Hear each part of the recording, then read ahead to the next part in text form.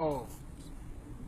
J'ai préféré de faire cette vidéo aujourd'hui aux frontières, car c'est ici qui est la frontière entre les vivants et les morts.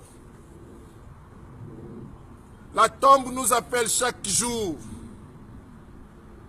Venez vers moi. Je suis la maison de l'obscurité. Je suis la maison des insectes. Je suis la maison qui est que tu vas rester seul, abandonné.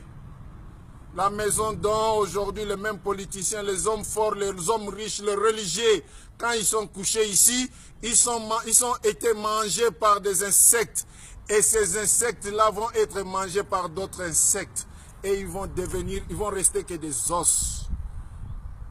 À quoi ça sert ta vie aujourd'hui, toi mon frère qui suit cette vidéo, qui te dit tu es beau, tu es grand, tu as de l'argent, tu as la force, tu as la puissance. Wallahi, ta puissance va terminer ici. Ta grandeur va terminer ici. Ta beauté, ça va terminer ici. Et qu'est-ce que tu vas avoir comme échange si tu n'avais pas la place envers Allah subhanahu wa ta'ala? Où sont les jeunes? Où sont les jeunes musulmans aujourd'hui?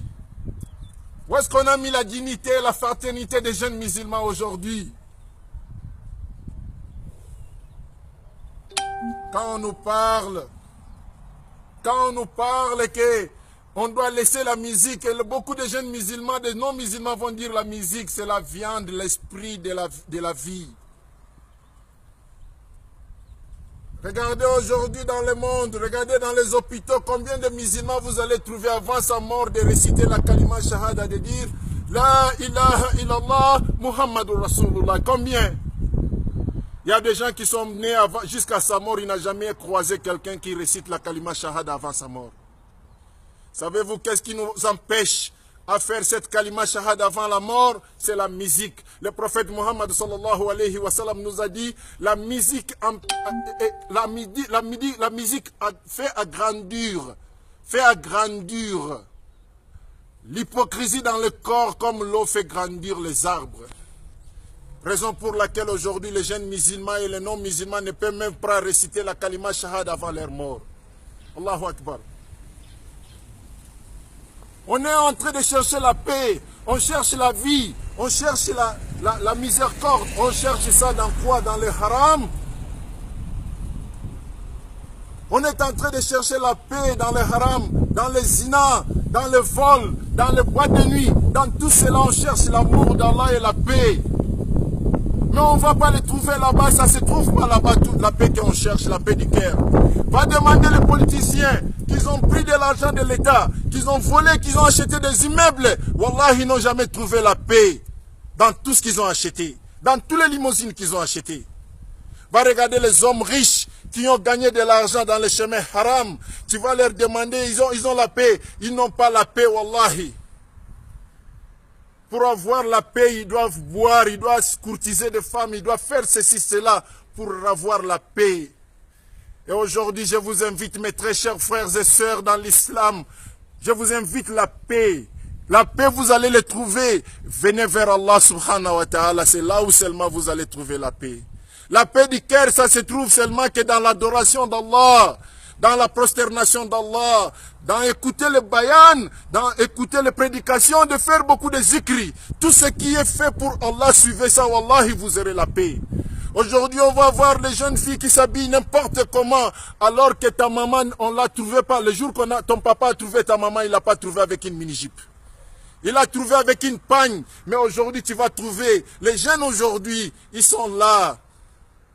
Ils sont là de se faire les mini-jupes pour que l'homme court derrière lui. L'homme qui t'a trouvé dans le péché, dans les zina, il va te laisser aussi dans les zina. Au moins qu'une déception se fait de la part d'Allah subhanahu wa ta'ala. Toi, les jeunes garçons, mon fils, mon ami, mon petit frère, depuis que tu as baissé ton pantalon sous tes fesses, tu ne veux pas les faire soulever. Pourquoi? Qu'est-ce qui se passe? À qui tu veux montrer tes fesses? À qui tu veux montrer ton dos? Je suis un garçon, je n'aurai pas envie de toi. J'aurais envie d'une femme. Mais pourquoi toi tu veux me montrer tes fesses? Ce qui veut dire, Tu as mauvaise intention. Tu veux montrer les gens, les garçons de fesses qui sont des PD pour courir derrière tes fesses. Wallahi, aujourd'hui, je suis devant la tombe pour te raconter, pour te rappeler que cet endroit, tu ne seras jamais échappé d'ici. Dans cet endroit, tu ne seras jamais épargné d'ici. Et Allah va te frapper de ça. Tôt ou tard, tu seras récompensé de ça. Et tu seras payé de ce que tu as fait aujourd'hui. Mes très chers frères, si vous n'avez même pas peur d'Allah subhanahu wa ta'ala, je vous rappelle votre Dieu qui est la mort. Aujourd'hui, regarde combien de musulmans sont couchés ici. Combien de musulmans sont couchés ici.